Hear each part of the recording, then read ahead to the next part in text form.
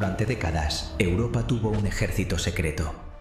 No aparecía en los presupuestos, no respondía a ningún parlamento, y cuando se descubrió, ya era demasiado tarde.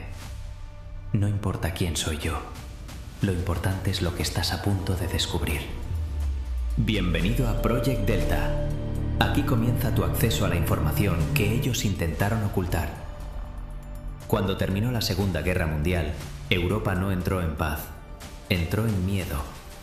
El continente estaba destruido, dividido y exhausto. Y sobre todo, tenía miedo de una sola cosa: una expansión soviética hacia Occidente. Ese miedo no era imaginario. La Guerra Fría acababa de comenzar. Y en ese contexto, Estados Unidos, Reino Unido y varios países europeos empezaron a preparar algo que nunca debía hacerse público. Una red clandestina, armada, entrenada, lista para actuar desde la sombra. Su nombre era Gladio. Oficialmente, Gladio era una red de Stay Behind. Eso significa quedarse atrás.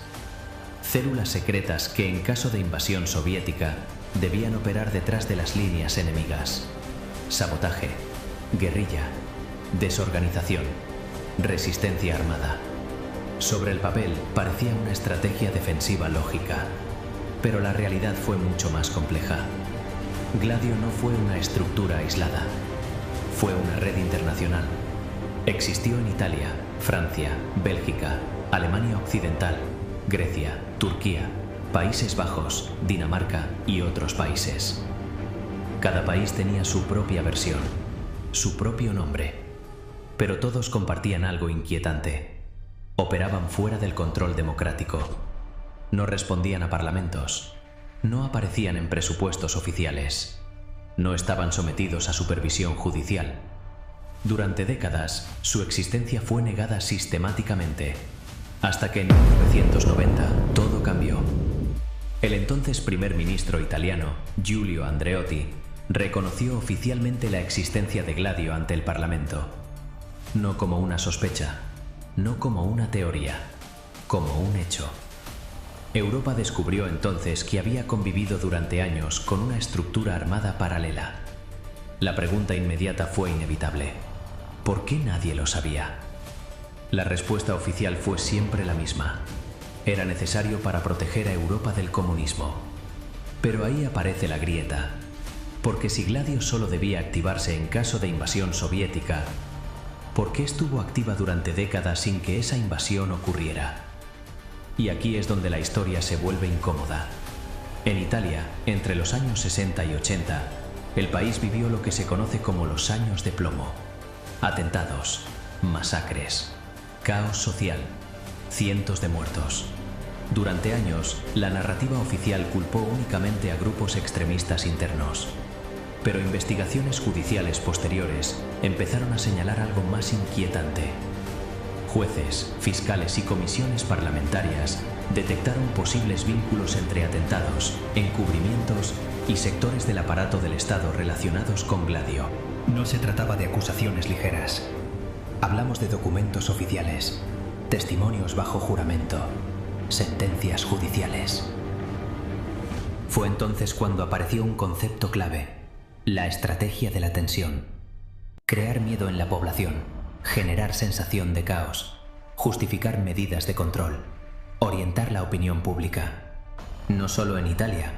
En Bélgica ocurrieron masacres nunca resueltas. En Grecia se produjeron golpes militares. En Turquía, años después, el propio Estado reconoció la existencia de estructuras clandestinas similares.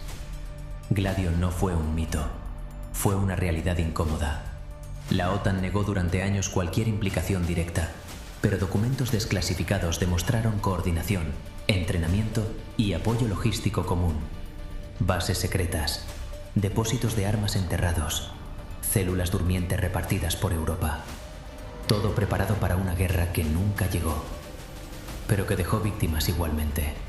Y lo más inquietante no es solo lo que hizo Gladio, sino lo que ocurrió después de su revelación. Cuando su existencia salió a la luz, no hubo grandes consecuencias, no hubo juicios masivos, no hubo responsables claros, no hubo una depuración real. El tema desapareció lentamente del debate público, como si alguien hubiera decidido pasar página demasiado rápido. Gladio fue oficialmente desmantelada. Eso dicen, pero dejó una lección fundamental. Demostró que incluso en democracias formales pueden existir estructuras paralelas, que el poder puede operar durante décadas sin supervisión, que la frontera entre defensa y manipulación puede desaparecer sin que nadie lo note.